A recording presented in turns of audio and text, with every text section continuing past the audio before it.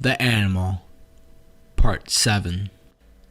Atandra sat at the edge of the cavern in the foggy afternoon, waiting patiently for Adam to emerge from the cave. Once every 3 to 2 days, she would enter the cavern in the middle of the night to find the boy fast asleep, and would place food beside him. Days turned into weeks, and weeks turned into a month. Well, he is probably dead.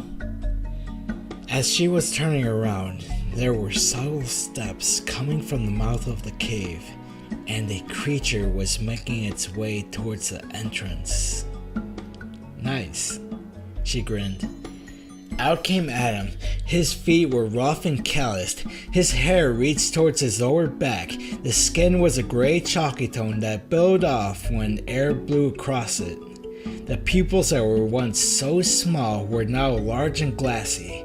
The air itself felt extraordinary. It caressed the skin, which raised pebble-sized goosebumps. After coming into the clear blue sky, the pupils returned to normal, and his goosebumps receded. Well done, she congratulated him. What? I can't hear you! All this ringing! Can you stop this? He screamed, pointing at his ear. Hold on. She opened her mouth and emitted a loud frequency that made his ears pop. Better? Yeah. How long was I in there? A month. A month? Were you gonna leave me there in the cave if I did not make it out? Then I wouldn't be here if that's the case. Who do you think was providing food for you while you were asleep? You know, I wouldn't leave you alone unless I thought that you could handle yourself. Adam paused with a questioning look, then scratched his lower jaw thoughtfully. I was wondering about that. That's very reassuring to know. Yeah, well, you gotta rest up now. We begin the next sense tomorrow morning. The very next morning, Adam sat on a large bed of grass before Atandra, listening while she leaned on a large oak tree and continued her explanation. Normally they would hunt for breakfast, but she declined the notion and skipped right to the training. You ever see a snake when it flickers its tongue in such a rapid motion, or how animals like bears can track a prey down so well? Adam nodded. Why do you think that is? He thought about it for a while, then shook his head. I have no clue. When you taste something, there is so much more than the flavor of something you are eating. Snakes have very limited eyesight and they cannot hear that well, and so they use their tongue to taste where the enemy is at, or the prey. Bears, on the other hand, have noses that are 210,000 times stronger than ours, so really, it is no wonder that they can track down their prey. Although smell and taste are different senses, they go very well together. You must become better than the snake or the bear. Speaking of prey, you must be very hungry. The boy's small stomach made such a loud gurgling noise by mere mention of it. Well, hunger amplifies the senses, and I believe it will help you master your taste along with smell. For the next task, I want you to track down a cardinal with your tongue and nose and get me one of its eggs. So you want me to lick the air like some kind of snake? That is so stupid. I did not say like, I said better. She continued muttering. Jeez, for someone who has good hearing, you sure suck at listening. She then motioned for the boy to come over, and he did as instructed. Repeat what I do. She then inhaled a big gulp of air, held it in for 10 seconds, and then exhaled. The boy mimicked her. Now, do you remember how they tasted before? Do you think you can go on without eating the sweet yolk of that egg? That description was worsening Adam's hunger. Use that hunger to smell, and gulps of air to detect the prey. Taste it out. Now go and hunt it. No amplifying your other senses. No eating until you get what I requested.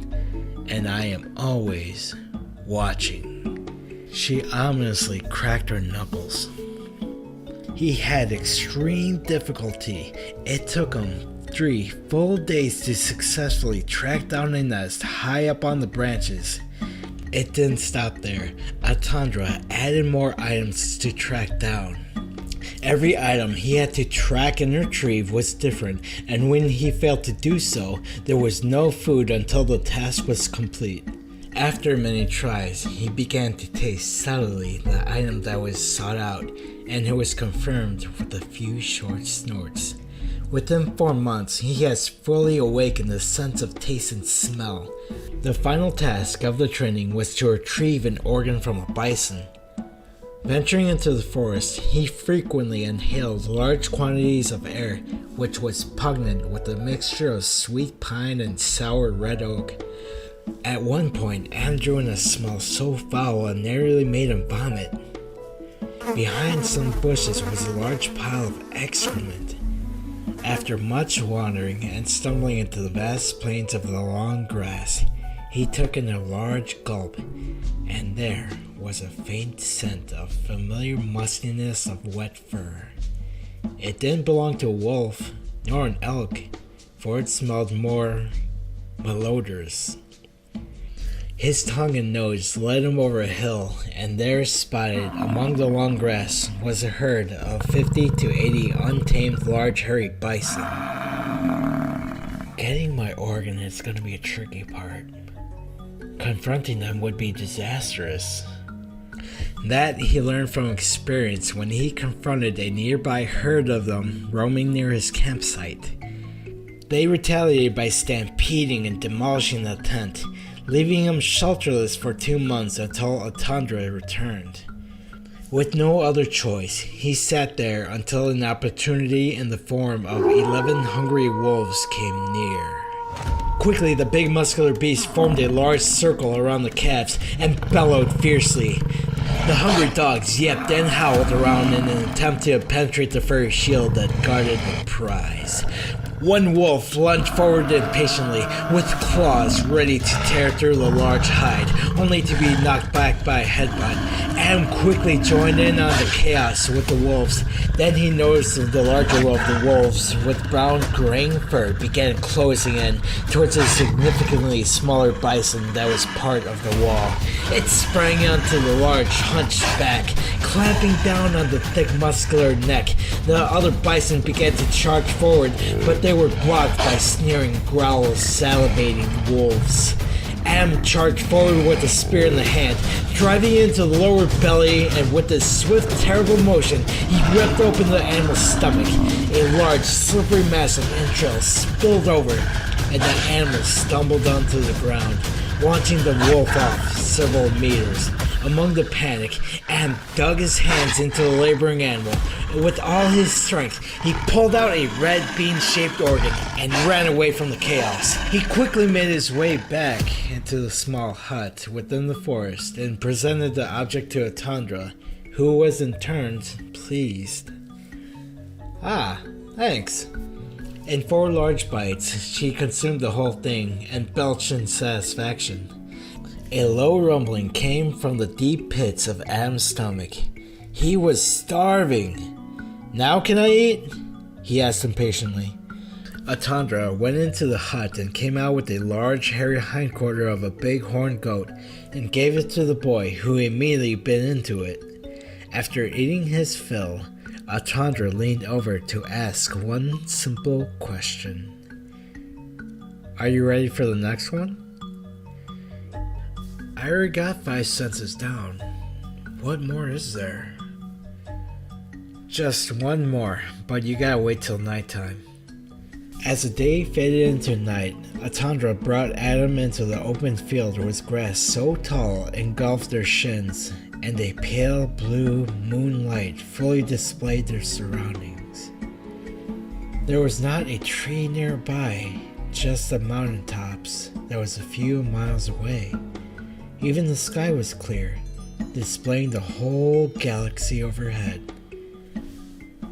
So you said you got the 5 senses down, right?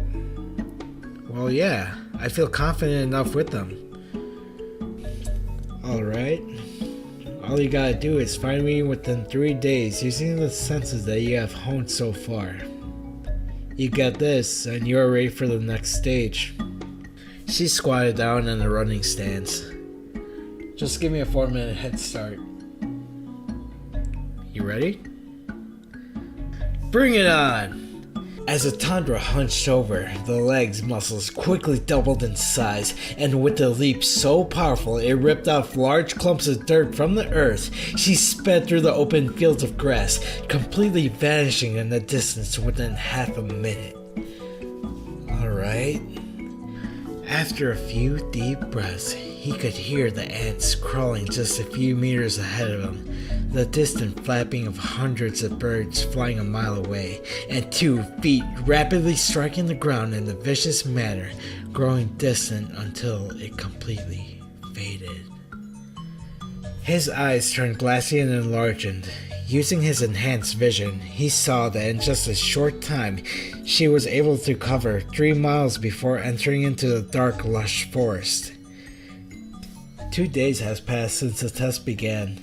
Adam explored through the colossal island in search of a tundra, first cutting his way through the densest part of the forest, then the hot savanna grasslands, but to no avail. Every mud pit explored, every cave looked. He even looked near the spot with the boulder that was covered with thousands of handprints. With no luck, he went back to combing through the forest. Already high noon, and I don't have much time left. Maybe she is constantly on the move to avoid detection, he thought to himself. While sniffing the air, there was a familiar scent of a deep, musty odor of sweat-covered fur. It was the scent of a Java man. With one step, there was a sudden crunch. On the floor was a skeleton of a large, human-like anthropoid that was 3 to 4 times the size of the boy, and the boy's foot cracked the shin bone. Its forelimbs were slightly longer, with the legs being stubby, while the skull itself had 4 large fighting canines. Then the wind carried a sound of short, haughty breaths along with the snapping of twigs. Adam looked up to see a small Java man hanging overhead. It was balancing on the thick tree branch and was frozen with curiosity at the creature that stepped on the remains of his kind. Its hairy, long, slender arms gripped the branch tightly, while the short, stubby bottom legs supported the lower body. The face housed a pushed-in, blunt nose with 2 small nostrils. Along the right of its forehead was a thin, narrow scar that ran down towards its lips, and 2 small, pinkish eyes that never broke contact with the boy. Then, with a shrilling screech, it continued to walk across the tree while shooting occasional glances at Adam, who anxiously held his breath. Soon, dozens of large, muscular Javamen followed, swinging quickly overhead, and with the adults paying no attention to the boy. Some of the toddlers and adolescents quickly gazed at the stranger and shrieked as a warning before swinging along with the rest of the troop. Just as quickly as they arrived, they left with their hooting ever-growing distant. While exhaling out a sigh of relief, he caught a strong aroma of several herbs coming from high in the trees. He climbed up to find a large cracked coconut shell with several remnants of a greenish-yellow paste oozing and dripping onto the forest floor below. Gotcha. Adam smiled. Grabbing the bowl, he brought it up to his nose and sniffed around it. There was a faint, musty odor of human sweat that not only permeated throughout the shell, but there was a scent trail leading deeper into the forest, towards the edge of the island. When he reached the edge of the island, he looked down at the cliffside. Below were billowing white clouds with small gaps that showed acres of land inhabited by these strange, large, hollow stones, with people like himself entering and exiting. Within a few meters along the bluff was the mouth of a cave that exhaled clouds of smoke. Carefully, Adam hung his lower body over the cliff with legs wiggling in search of a secure foothold. Once having sought out a sturdy foundation, he slowly climbed down the giant cliff, clinging on with all the strength he could muster. After much painstaking effort and a mighty swing, he was at the mouth of the cave. There lied an extinguished campfire with charred remains of burnt wood, and beside it was the carcass of a lion picked clean to the bone. The smoke irritated the boy's eyes, and it threw him into a coughing fit. He could barely see what was inside the cave. Quickly, Adam ran past the black smoke and gathered his composure. With slow, steady breaths, pebble-sized goosebumps formed down his arms, and he felt heat being emitted from both the fireplace and a large boulder. Picking up the pebble, he threw it at the boulder, which rolled off. "I found you!" At the corner of his eye, Adam spotted a human-sized shadow dashing out of the cave and chased after it. It was too fast. By the time he caught a glimpse of the beast, it already had climbed up the steep cliffside.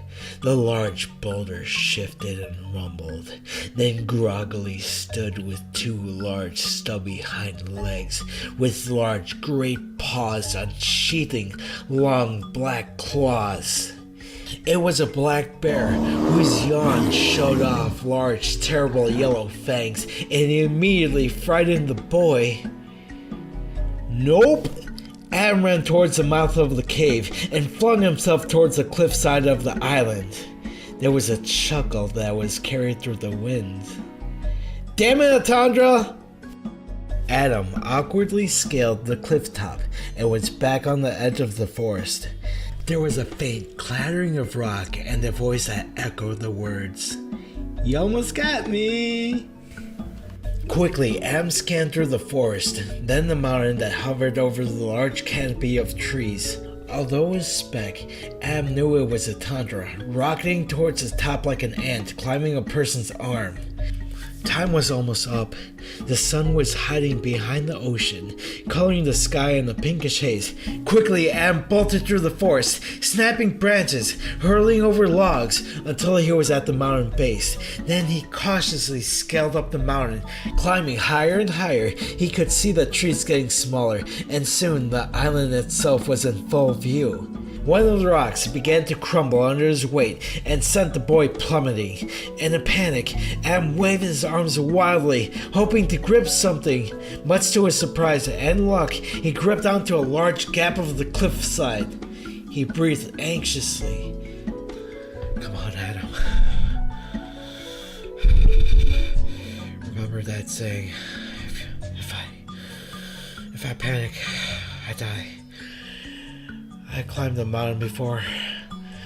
I can do it again." And with that small phrase, he continued to climb. The moon was slowly coming into full view, with every 10 minutes going by, glowing brighter and brighter. The sharp rock edges began to cut at his hands and feet. Still, Adam resumed scaling, for he was almost at the mountaintop, with just a few more feet. There was a wheezing and heavy breathing that came from the same top. "Nowhere to hide, Atandra!" Now, at the ridge, he pulled himself over the edge and saw Atandra. Her hair that was gray is now a creamy white. Her wrinkles were more prominent, and she was huffing with the turtle bowl in her hand. "You okay?" Adam asked with a concerned look. "Yeah, I just overdid it. Climbing this mountain, that's all.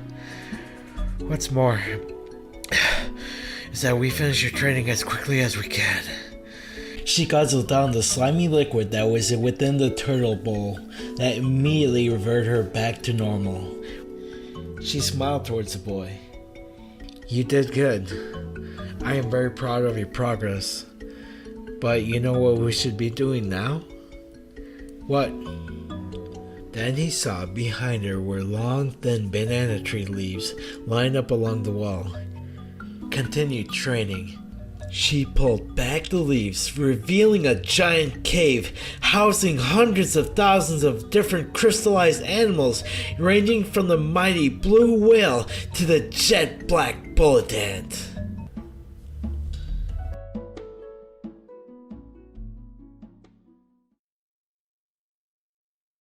Thank you so much for looking at my content, and be sure to hit the subscribe button if you want to see more, and the notification so you know when it's out. Yeah, so thank you so much once again, and peace.